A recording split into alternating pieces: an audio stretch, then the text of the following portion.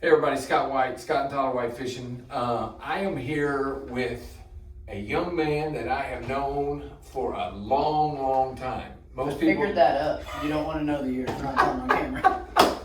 Most people don't realize this, but this young man, Brennon Willard, played baseball for me. And then after he played baseball and went to college, he came back and was a coach with me.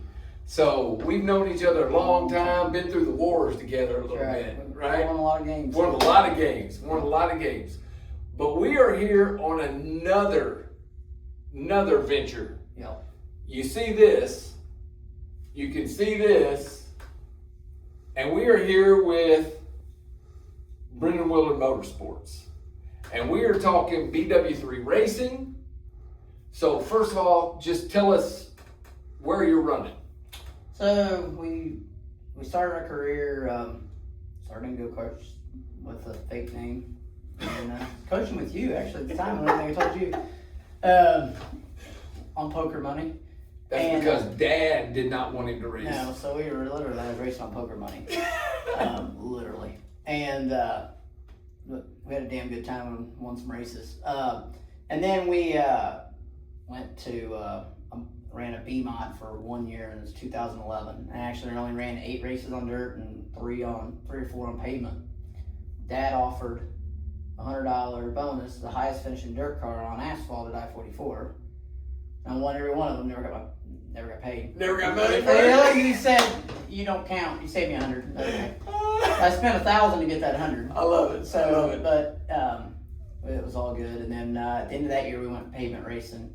I did that through 2019 and had a blast doing it, and won track championships at the end of 19. We decided to go dirt racing, and kind of always wanted to do it. And Tony talked me in. Tony Jackson and I've been friends since we were little. And, long time, right? I guess our whole life. Yeah, long time together. And he's like, "You should just go run MLRA." And so we did, and no clue what I was doing. Jump in, COVID hit that year. So the first MLRA races were the only places racing in the country, and it was like 60 cars a night, and just got our butts kicked. But it was the best thing I ever did.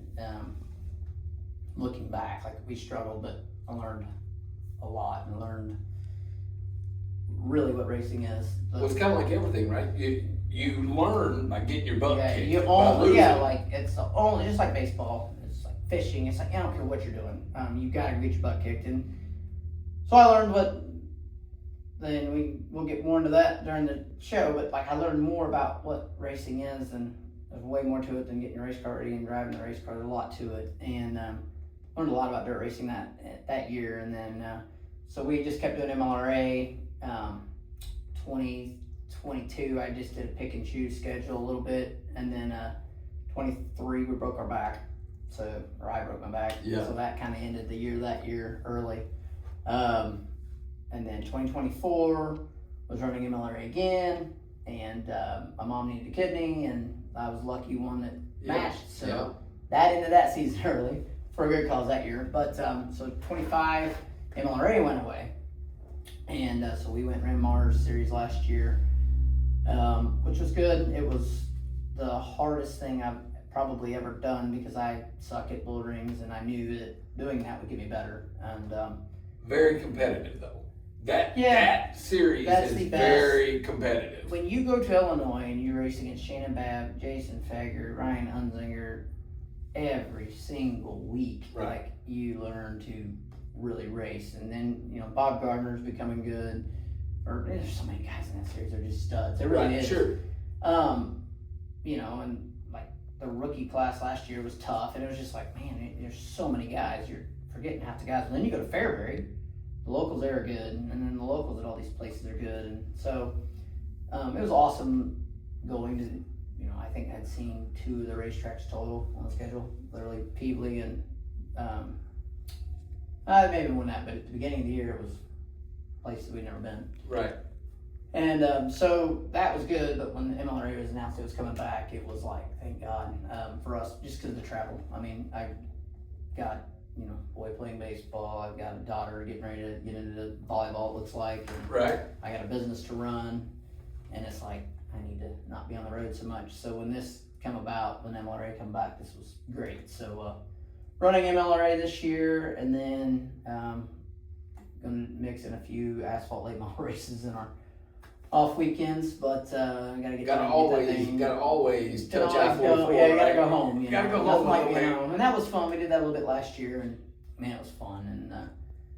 And that was cool. It'd been 6 years since I've been on the AV track, and it was like, but it was just like riding a bike, and it was fun. So, but we're gonna miss the season opener if it don't get rained out. I'm hoping.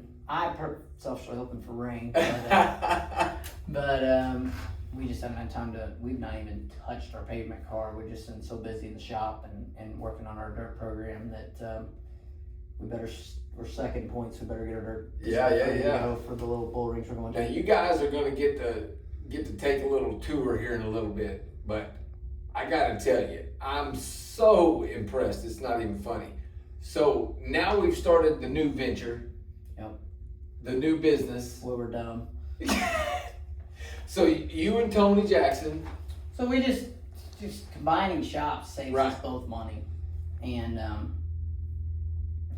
for people and resources, and we're going to the same racetracks. For smart, we race on one hauler, but it's really tough to do that with what you really need. Right. So we just combine all of our resources together, and we got a lot of offering new cars from. So we are dealers on obviously TJR Street Stocks, J2, B-Mons.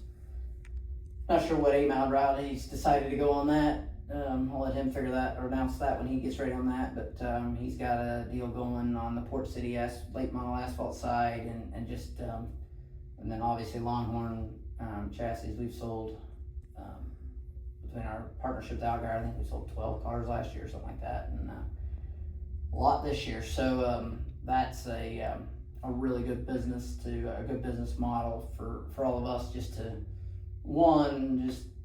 get everybody around here centrally located. There's no place to buy parts, nothing.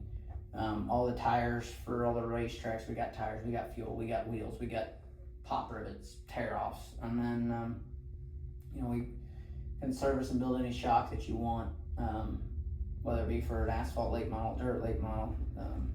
Asphalt late model shocks are all sent to Ernest Performance. What he's trying to tell you is this. We can do it all. For any of your racing needs. Yeah. On your cars, or if you need a car. Yeah, we can. This is the place. We got new ones. So there's got new ones. There's used ones.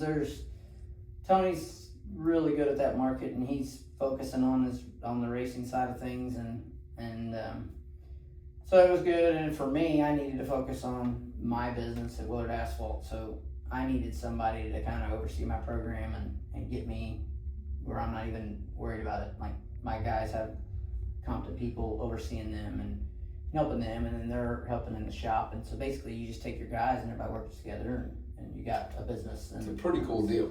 Yeah, right? And it works out real well. If you watch NASCAR and you watched how that's progressed, it was a one team deal, and then right, now it's 3 or 4. 2, 3, 4, and it's the same thing. Anytime you can combine resources, if you can get by with one less motor, that's one guy's salary for the year. Sure.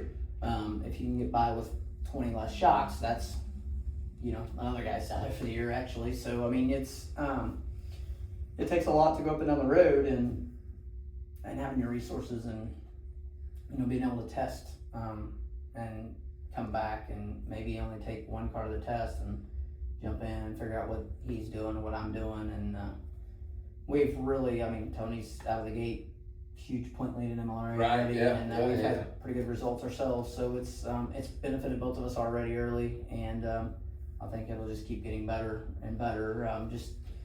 We're no spring chickens, but we're probably the prime of our age to dirt race. Sure. And both of us have asphalt late model. Right. goals. Yeah. I want to go to Snowball Derby, and he does too. And so we're working. That's we got a pavement car here, and we're ready to go. And that's our goal.